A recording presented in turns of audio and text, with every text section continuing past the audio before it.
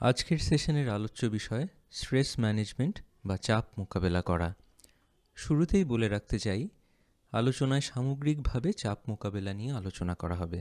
অর্থাৎ ব্যক্তিগত পরিসরে চাপ মোকাবেলা নিয়ে যেমন আলোচনা হবে, তেমনি পেশাগত পর্যায়ে চাপ মোকাবেলার বিভিন্ন দিকও আলোচনায় উঠে আসবে। বলে রাখা ভালো, চাপ মোকাবেলা বা স্ট্রেস ম্যানেজমেন্ট বিশদভাবে আলোচনার দাবি রাখে। এখানে স্বল্প পরিসরে এর মৌলিক তত্ত্বীয় ও ব্যবহারিক বিষয়গুলো নিয়ে আলাপ করা হবে। সেই সাথে ব্যক্তিগত ও পেশাগত জীবনে চাপ মোকাবেলার বিভিন্ন উপায়ের উপর আলোকপাত করা হবে। আমরা যখন মানসিক চাপের প্রভাবগুলো সম্পর্কে জানব, তখন দেখব যে মানসিক চাপ শুধুমাত্র শরীরের ওপরই পার্শ্ব প্রতিক্রিয়া সৃষ্টি করে না, এটি আমাদের কমিউনিকেশন এবং সামাজিক ও পেশাগত সম্পর্ক এবং সিদ্ধান্ত গ্রহণেও নেতিবাচক প্রভাব ফেলে থাকে। এবারে এই সেশনের অবজেক্টিভগুলো বলে দিতে চাই। এই সেশন থেকে এই কোর্সের শিক্ষার্থীরা স্ট্রেসের ডেফিনিশন সম্পর্কে জানবেন, স্ট্রেসের সোর্সগুলো সম্পর্কে জানবেন এবং স্ট্রেসের এফেক্টসগুলো সম্পর্কে জানবেন। পরবর্তীতে স্ট্রেসকে প্রিভেন্ট করবার জন্য এবং স্ট্রেসকে ম্যানেজ করবার বিভিন্ন উপায় সম্পর্কে জানবেন এই সেশনের শিক্ষার্থীরা।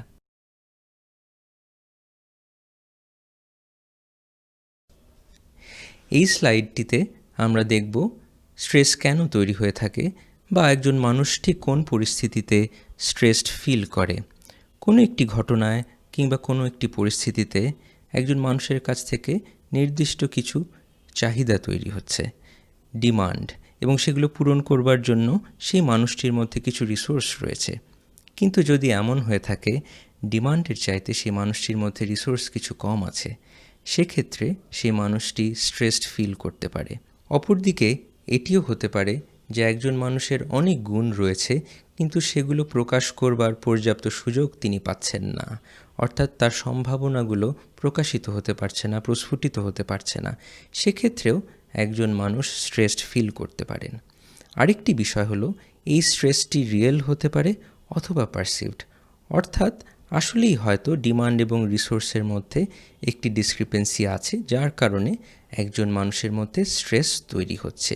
আবার এটিও হতে পারে আসলে রিসোর্সগুলো একজন মানুষের মধ্যে আছে, কিন্তু কোনো কারণে সেগুলো তিনি রিয়েলাইজ করতে পারছেন না।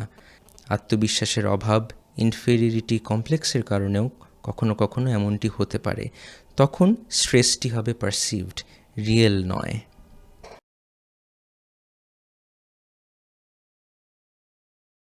স্ট্রেসকে এভাবে সংজ্ঞায়িত করা যেতে পারে: stress is any uncomfortable emotional experience accompanied by predictable biochemical, physiological and behavioural changes. অর্থাৎ স্ট্রেস এমন একটি ইমোশনাল এক্সপিরিয়েন্স যার সাথে জড়িয়ে থাকবে কিছু বায়োকেমিক্যাল এক্সপিরিয়েন্স, অর্থাৎ শারীরবৃত্তীয় প্রতিক্রিয়া, এবং পাশাপাশি কিছু আচরণগত প্রতিক্রিয়া।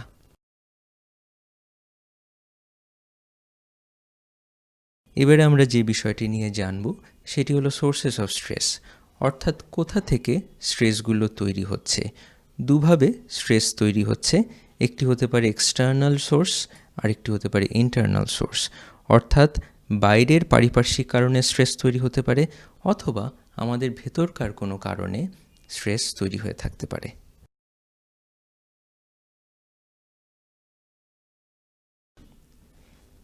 এই স্লাইডটিতে আমরা দেখছি এক্সটার্নাল স্ট্রেসার্সগুলো কী হতে পারে: physical environment, social interaction, organisational factors, major life events কিংবা ডেইলি হ্যাসেলস স্ট্রেস তৈরি করে থাকতে পারে।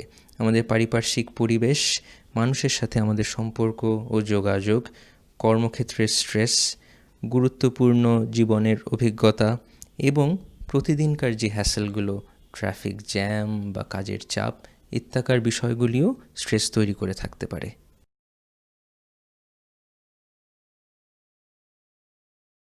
ফিজিক্যাল এনভায়রনমেন্টের মধ্যে নয়েজ, ব্রাইট লাইট, প্রচণ্ড গরম কিংবা স্থানের অপ্রতুলতা স্ট্রেস তৈরি করতে পারে।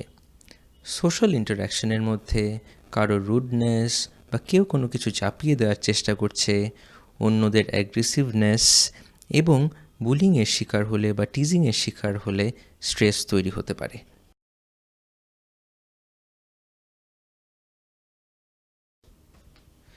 অর্গানাইজেশনাল স্ট্রেসার্সের মধ্যে আমরা পাচ্ছি rules and regulations, deadlines, unhealthy work environment, কাজের চাপ, রোল কনফ্লিক্ট এবং রোল অ্যাম্বিগুইটি।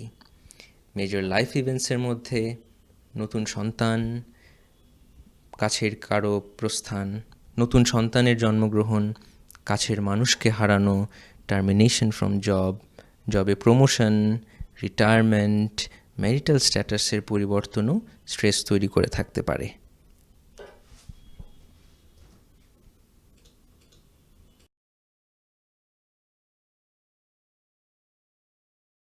প্রতিদিনকার অনেক ঘটনাই আমাদের মনে স্ট্রেস তৈরি করে থাকে। ট্রাফিক জ্যাম, লোডশেডিং, যাতায়াতের জন্য গাড়ি না পাওয়া, হয়তো বা চাবিটা খুঁজে পাচ্ছি না, কিংবা কোনো মেকানিক্যাল ব্রেকডাউন হয়েছে, সেগুলো ডেইলি হ্যাসেলসের মধ্যে স্ট্রেস তৈরি করে থাকে। এবারে আমরা আলোচনা করি সেই স্ট্রেসার্সগুলো যেগুলো আমাদের ভেতর থেকে তৈরি হচ্ছে।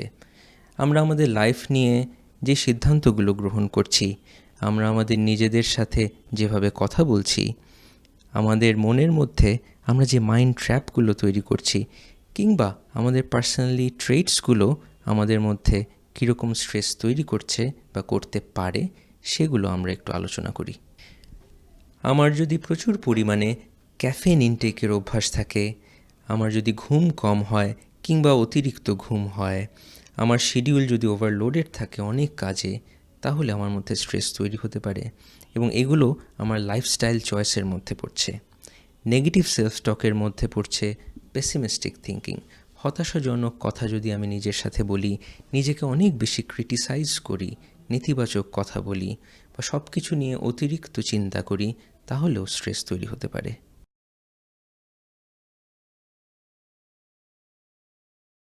নিজেকে একটু জিজ্ঞেস করি, আমি কি পারফেকশনিস্ট?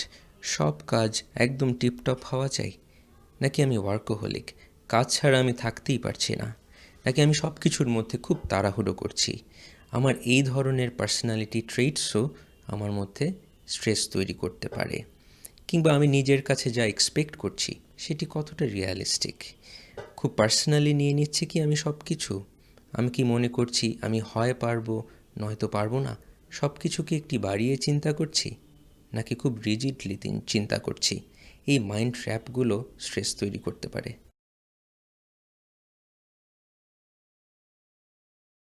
নেক্সট স্লাইডে যাবার আগে একটু চিন্তা করি তো কিছুক্ষণ সময় নিয়ে, যে স্ট্রেস কি কখনো আমার জন্য উপকারী হতে পারে?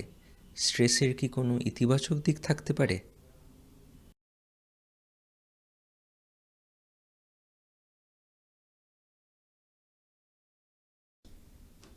এই স্লাইডটিতে আমরা যেই ছবিটি দেখছি, তাতে আমরা দেখছি স্ট্রেস বাড়া বা কমার সাথে আমাদের পারফরম্যান্স বা অ্যাবিলিটির কী সম্পর্ক রয়েছে। আমরা দেখছি যে স্ট্রেস লেভেল যদি একদম কম থাকে, একদম লো, সেক্ষেত্রে আমাদের কাজের প্রতি কোনো মোটিভেশন কাজ করছে না। আমরা হয়তো ঘুমাচ্ছি, আমরা সময় অপচয় করছি, কিন্তু কাজের কাজটি ঠিক করে ফেলছি না।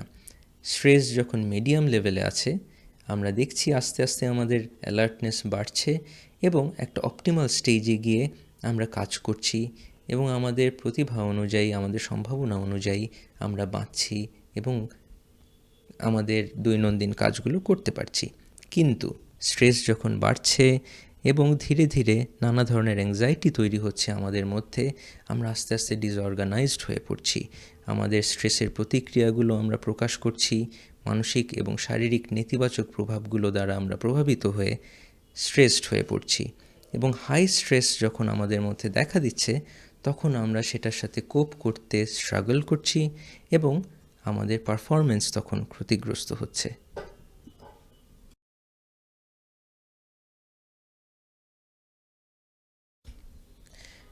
তাহলে আমরা বুঝতে পারছি সব স্ট্রেসই কিন্তু খারাপ না। স্ট্রেসের সব লেভেলে কিন্তু আমরা ক্ষতিগ্রস্ত হচ্ছি না বা নেতিবাচক প্রভাব তৈরি হচ্ছে না। স্ট্রেস যখন খুব লো কিংবা খুব হাই, তখন তার নেতিবাচক প্রভাব আমরা লক্ষ্য করছি আমাদের মধ্যে। কিন্তু স্ট্রেসটি যখন একটা মিডিয়াম লেভেলে আছে, তখন আমরা অপটিমাল লেভেলে পারফর্ম করতে পারছি এবং সেভাবেই আমরা স্ট্রেসকে দুভাগে ভাগ করতে পারি, ইউস্ট্রেস, যেই ইতিবাচক স্ট্রেস, এবং ডিস্ট্রেস যেটি নেতিবাচক স্ট্রেস। প্রথমে আসছে ডিস্ট্রেস, যেটি আমরা বলেছি নেগেটিভ স্ট্রেস, এবং এটি হচ্ছে যখন স্ট্রেস খুব বেশি অথবা খুব কম এবং আমাদের শরীর এবং মন নেগেটিভলি রেসপন্ড করছে স্ট্রেসারগুলোর প্রতি।